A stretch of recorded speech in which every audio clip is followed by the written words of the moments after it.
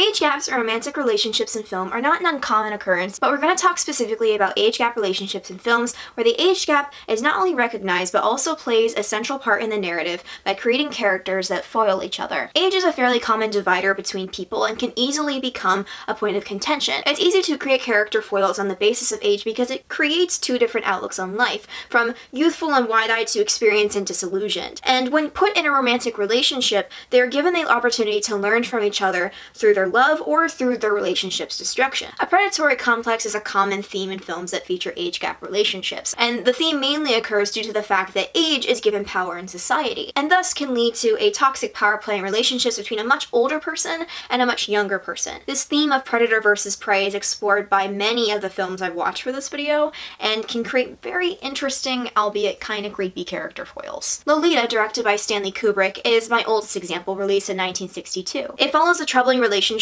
between Professor Humbert and his stepdaughter Dolores Lolita Hayes, who's 12 in the book it's based on and at least 14 in the film.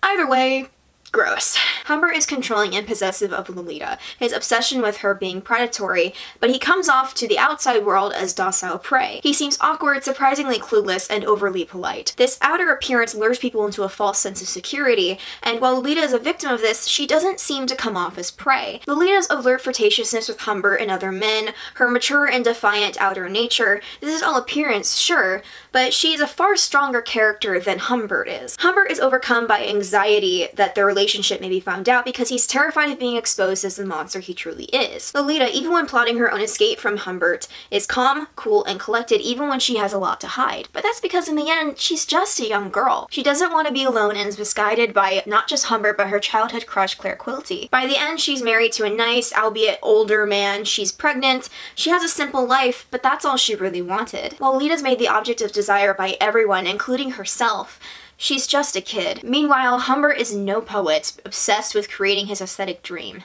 He's a pedophile. A similar pedophilic power play occurs in Riverdale's first season, which aired in 2017, between Archie Andrews and his music teacher, Miss Grundy. Though the show is much less critical of their relationship than it probably should be, the language of the show draws parallels to Lolita, even ironically putting Miss Grundy in heart-shaped glasses as homage to it. However, Archie is not as complex as Lolita. He's just a 15-year-old boy who thought what they had was love. Grundy, however, draws parallels to Humbert to a T. She plays the part of the mousy, well-meaning music teacher well, but she uses her facade to manipulate Archie and the people around her. Hell, she's not even Miss Grundy. She stole her identity from an old dead lady. What she truly is a predator who eyes young teenage boys for prey. Her anxiety for being discovered also mirrors Humbert, as she attempts to manipulate Archie into not saying anything about a mysterious gunshot they heard while on a date in an attempt to protect herself, under the guise, of course, that it was to protect both of them. Archie is true through and through, while Grundy wears facade after facade. Going back to the 60s, specifically 1967, there's The Graduate, directed by Mike Nichols. Though not really pedophilic considering Benjamin Braddock is a college graduate, his relationship with Mrs. Robinson is most certainly predatory. Mrs. Robinson, bored and unsatisfied with her loveless marriage, seduces Benjamin, who's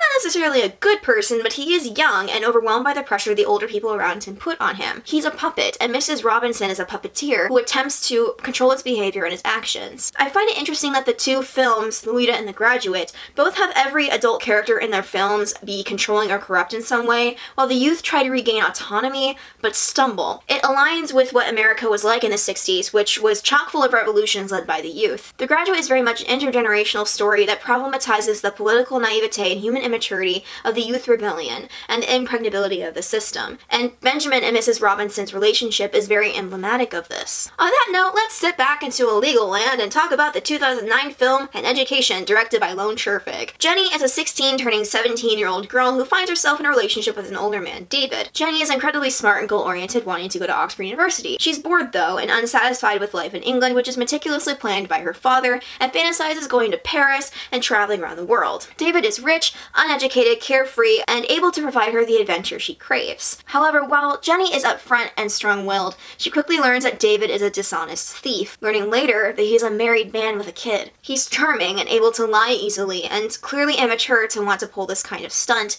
and had many times. While Jenny grows from this experience and becomes wiser, learning that there's no shortcuts in life, David learns nothing, and will probably make this mistake again to another unsuspecting young girl. The New Romantic, a Canadian 2018 film directed by Carly Stone, is not predatory per se, considering the relationship between Blake and the professor or Ian is a consensual agreement. However, there is a discussion about power play to be had here. Blake is a naive, hopeless romantic. She's smart but green and becomes a sugar baby in order to win a Gonzo Journalism Prize. Very much a member of her generation, there are many sequences in which she goes out to parties, takes selfies with her best friend. The professor is a man of his time. He's rich from the investment in apps he never uses. He enjoys records. He dislikes romance and the idea of a relationship after getting his heart broken by his ex. While he plays into the romance with Blake, it's only because that was one of the conditions to solicit her. He doesn't actually want her to get to know him. While she initially feels in control due to the fact that she technically doesn't have to do anything she doesn't want to, she doesn't realize that he holds all the cards until the end. Depending on him financially, writing about him for her journalism scholarship, using his signature for letters of recommendation, and caring about him romantically, she has lost all control over her situation to the point where it's unclear if the relationship's even consensual anymore. However, I find it interesting in both 2010s media, we have not only naive protagonists, but have them both be put in situations where being naive will only hurt them,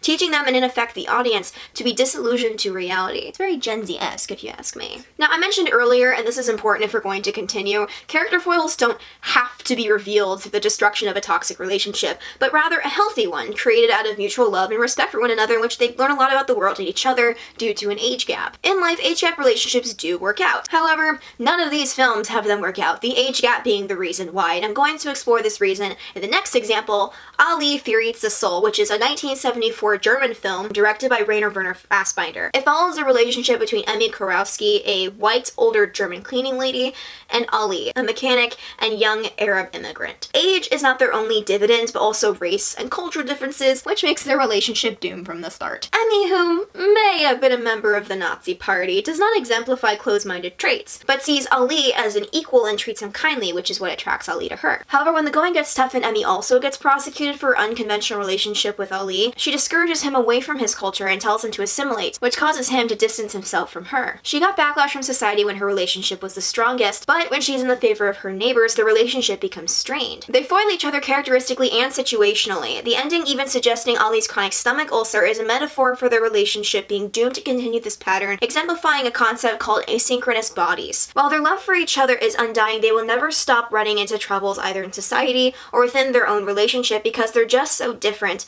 in a time and place where difference is just not okay. And their age difference is a huge contributor to that. Generation difference serves to significantly catalyze and magnetize the couple's racial and cultural difference, accentuating both improbability as well as resistant tenderness of Ali and Emmy's alternative kinship formation. Emmy's age and Ali's youth signify their asynchronous and indeed anachronistic relationality. It's romantic to believe that Emmy and Ali would work out, but it just isn't how their world works. In fact, all the movies I've talked about and will continue to talk about have this concept of asynchronous bodies due to the age gap between their characters. This is explored in the Romance in Hal Ashby's 1971 film Harold and Maude. Meet Harold, an antisocial 20-year-old man obsessed with death, having never really lived before he met Maude, a spunky 79 turning 80-year-old woman who teaches him to live life to the fullest. When Harold goes to propose to Maude on her 80th birthday, she tells him she overdosed on sleeping pills and will be dead by midnight. She lived life to her fullest, having loved and lost and laughed and rebelled, but she was old and she wanted to die before she completely got tired of living. While they may have made a great couple, Maude wanted Harold to continue to live and love like she taught him, which, let's be honest, would have been unlikely if they had gotten married and spent more time together. She would have gotten lethargic and less spunky, and he would follow her and would have been more broken by her death had she died later. They foiled each other in the beginning, but by the end, Harold learned to be like Maude and appreciate the gift of life for the rest of his life. Sofia Coppola's 2003 film Lost in Translation has similar themes, but doesn't even entertain the idea that the main characters would be in a successful relationship. Bob Harris, an actor out of his prime experiencing a strained marriage and midlife crisis,